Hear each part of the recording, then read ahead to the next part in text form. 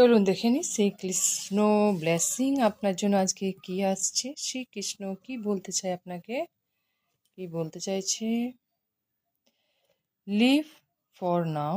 এই মুহূর্তে যা আপনার স্ট্রাগল চলছে বা মনের যা অবস্থা বা সিচুয়েশন আপনার কন্ট্রোলে নেই, সেই সিচুয়েশন থেকে আপনি একটু সরে আসুন। আপাতত জন্য ইউনিভার্স আপনার পেছনে কাজ করছে, ঈশ্বর আপনাকে রাস্তা দেখাবেন। ট্রু ডিভোশন অ্যান্ড ফেথ, ঈশ্বরের উপর বিশ্বাস রাখুন। উনি সবসময় ব্যালেন্স রেখে কিন্তু জীবনটাকে চালায়। ঈশ্বরের উপর বিশ্বাস রাখুন, ফেথ রাখুন, আপনার প্রবলেম সলভ অবশ্যই হয়ে যাবে। সেটা আপনার ফাইন্যান্স, রিলেশন, আপনার লাভ লাভ ফের ম্যারেজ লাইফ যাই থাকুক না কেন, বা আপনার আত্মীয় স্বজনের মধ্যে যদি কোনো প্রবলেম থেকে থাকে, সব কিছু সলভ রাস্তা ঈশ্বর দেখাবেন। পে টাইম, আপনি যে কষ্টটা করেছেন, আপনি যে দুঃখটা পেয়েছেন, সেই দুঃখ সেই কষ্ট আপনার যে এতদিন কেঁদেছেন, দিনের পর দিন যে কেঁদেছেন, কষ্ট করেছেন, সেই কষ্টের সুফল হিসেবে আপনার জীবনে স্টেবিলিটি, আপনার জীবনে ফাইন্যান্স স্টেবিলিটি, রিলেশন স্টেবিলিটি, আপনার জীবনে প্রেম আসবে। আপনি যে কষ্টটা করছেন তার ফল স্বরূপ আপনি অবশ্যই পাবেন। দ্য জয় অফ ফ্রেন্ডশিপ, এবং ফ্রেন্ডশিপ আপনার লাইফে ভীষণ ইম্পর্টেন্ট।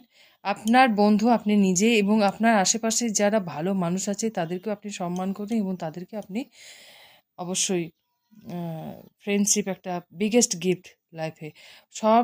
সবার ক্ষেত্রে ভালো বন্ধু আজকালকার দিনে জোটেই না। আপনার লাইফে যদি ভালো বন্ধু থাকে, আপনার লাইফে যদি ভালো মানুষ জীবন যদি থাকে, তাকে নিয়ে আপনি এগিয়ে চলুন, এবং তার প্রতি যদি কোনো মনোমালিন্য বা যদি কোনো রকম অসুবিধা থাকে, সেখানেই আপনি চেষ্টা করুন সেটাকে সলভ করে বন্ধুত্বটাকে টিকিয়ে রাখতে।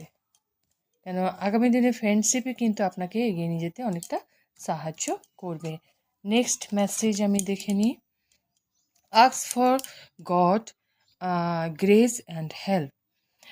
আপনি যেখানে ফেঁসে আছেন বা আপনি যেখান থেকে বুঝতে পারছেন না কী করবেন, সেই সমস্যাটাকে, সেটা আপনার ফাইন্যান্স, রিলেশন, সেটা যাই হোক, সেটা আপনি ঈশ্বরকে স্যারেন্ডার করেছেন। যেমন দ্রৌপদী যখন বস্ত্রহরণ হয়েছিল তখন তার কেউ সাহায্য করেনি, সেখানে শ্রীকৃষ্ণ কিন্তু শ্রীকৃষ্ণকে ডেকেছিলেন এবং ওনাকে স্যারেন্ডার করে দিয়েছিলেন। শ্রীকৃষ্ণ এসে কিন্তু তাকে রক্ষা করেছিল, তার মান সম্মান। তো সেটাই, আপনি যেখানে ফেঁসে আছেন বা আপনি যে বুঝতে পারছেন না কী করবেন, আপনি ঈশ্বরকে স্যারেন্ডার করে দেন।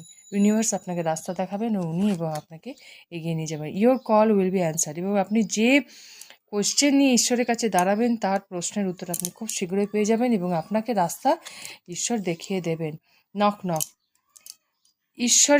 ঈশ্বরের কাছে প্রার্থনা করুন, ঈশ্বরের কাছে আপনার জীবনের সমস্ত যা অসুবিধা আছে জানান। আপনাকে এটাই বলা হচ্ছে যেটা আজকে, সেটা হলো আপনার সমস্যা সমাধান ঈশ্বর কিন্তু ভগবান, কিন্তু আপনি ঈশ্বর মানে আপনাকে কিন্তু ওয়াচ করছে। তো সেই জন্যই বলছে মন কষ্টে, মন দুঃখ না করে আপনি আপনার কর্ম করে যান, এবং ঈশ্বরের কাছে আপনি নিজের কষ্ট অবশ্যই বলুন।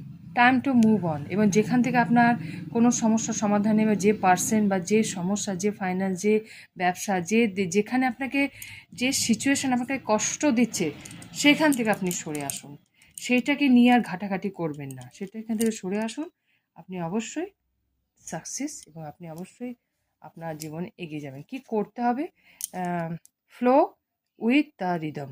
আপনি আপনার কর্ম, আপনি আপনার দায়িত্ব পালন যেমন করছেন করে যান, নিজের গতিতে আপনি এগিয়ে যান। কে কী বললো বা কে কী করলো সেটা নিয়ে আপনি মাথা ঘামান না। আপনি শুধু জানেন যে আপনি ঈশ্বরের দ্বারা প্রোটেক্ট আছে, এবং আপনি নিজের উপর কনফিডেন্ট রাখুন, এবং আপনার সত্যতা, আপনার প্রতি যে ছলনা হয়েছে, যে বিশ্বাসঘাতকতা হয়েছে, যে অন্যায় হয়েছে, সেটা ঈশ্বরকে স্যারেন্ডার করে আপনি আপনার রিদমে, আপনি আপনার গতিতে এগিয়ে যান, কর্ম করে যান, ধর্ম আপনার পালন করে যান।